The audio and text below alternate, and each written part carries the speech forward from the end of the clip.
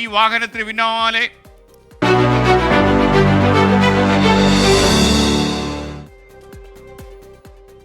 നമ്മൾ ഈ സെഗ്മെന്റിൽ ഒരു വാഹനം, ഈ വാഹനത്തിന് പിന്നാലെ എന്ന് പറയുന്നത് പോലെ ഒരു വാഹനം. അത് മാത്രമല്ല, ഇലക്ഷനിൽ ഞാനും അനൗൺസ് ചെയ്തിട്ടുണ്ട്, ഈ വാഹനത്തിന് പിന്നാലെ നമ്മുടെ പ്രിയങ്കരനായ സ്ഥാനാർത്ഥി ആരെന്ന് പറയുന്നത്. അതെ. അപ്പൊ കേരളത്തിലെ തെരഞ്ഞെടുപ്പ് രാഷ്ട്രീയത്തിന്റെ ചരിത്രത്തിനൊപ്പം ഓടിയ ഒരു കാറുണ്ട് തിരുവനന്തപുരം. നീണ്ട 43 വർഷം തെരഞ്ഞെടുപ്പ് പ്രചാരണ വേദികളിൽ നിറസാന്നിധ്യമായിരുന്നു ഒരു അംബാസിഡർ കാർ. ഇപ്പോഴാ കാറ് വഴുതക്കാട് ഗ്രേസ് കോട്ടേജിൽ വിശ്രമിക്കുകയാണ്. ആ കാറിന്റെ കഥയിലേക്കാണ് നമ്മൾ നിങ്ങളെ കൂട്ടിക്കൊണ്ടുപോകുന്നത്. കേരള രാഷ്ട്രീയ ചരിത്രത്തിൽ ഒരുപാട് നാൾ വഴികൾ താണ്ടിയ ഒരു വാഹനം. എനിക്ക് പിന്നിൽ കാണുന്നത് കേവലം ഒരു അംബാസിഡർ കാർ മാത്രമല്ല, കെ അനിരുദ്ധൻ എന്ന രാഷ്ട്രീയ നേതാവിൻ്റെ KLV 657 എന്ന വാഹനത്തിൻ്റെ കഥ കാണാം.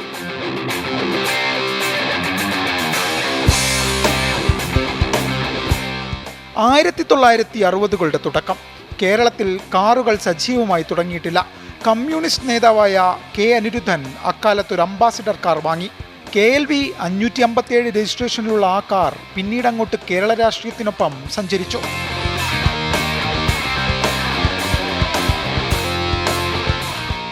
കമ്മ്യൂണിസ്റ്റുകാർ മാത്രമല്ല, കോൺഗ്രസ്സുകാരും പലതവണ ആ കാറിൽ കയറി കേരള രാഷ്ട്രീയത്തിൻ്റെ സ്റ്റിയറിംഗ് തിരിച്ചു. EMSഉം കരുണാകരനും അങ്ങനെ എത്രയെത്ര പേർ. മകനും മുൻ MP യുമായ A സമ്പത്തായി പിന്നീട് കാറിൻ്റെ അവകാശി.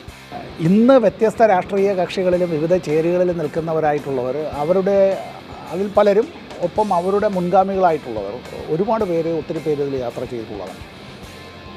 AKG തിരുവനന്തപുരത്ത് വരുന്നുവെങ്കിൽ മുന്നേ തന്നെ ഫോൺ വിളിച്ച് പറയും, അനിരുദ്ധ എനിക്കൊരു 4 ദിവസത്തേക്ക് വണ്ടി വേണം. കോൺഗ്രസ് നേതാവ് മുൻ മുഖ്യമന്ത്രി ശ്രീ K കരുണാകരൻ തന്നെ അച്ഛനോടൊപ്പം അദ്ദേഹം ഈ വാഹനത്തിൽ യാത്ര ചെയ്തിട്ടുണ്ട് എന്ന് പറഞ്ഞാൽ ഇന്ന് അവിശ്വസനീയമെന്ന് തോന്നാവുന്ന കാര്യങ്ങളിൽ വരുന്നതാണ്. 2010 വരെ തലയെടുപ്പോടെ തെരഞ്ഞെടുപ്പ് കാലത്ത് മോടിയെത്തിയ വണ്ടിയെ പിന്നീട് പ്രായം തളർത്തി. വൈകാരിക അടുപ്പമുള്ള വാഹനത്തെ പക്ഷേ കുടുംബക്കാർ ഇപ്പോഴും വീട്ടിലെ ഒരംഗത്തെ പോലെ കാത്തുസൂക്ഷിക്കുന്നു. ഈ ലോക്സഭാ തെരഞ്ഞെടുപ്പ് കാലത്ത് ഒരുപാട് രാഷ്ട്രീയ പ്രമുഖരുമായി ഓടിയ ഈ പ്രമുഖനും വിശ്രമത്തിലാണ്. ക്യാമറമാൻ നന്ദകിഷോറിനൊപ്പം AB ജയശങ്കർ, 24 തിരുവനന്തപുരം.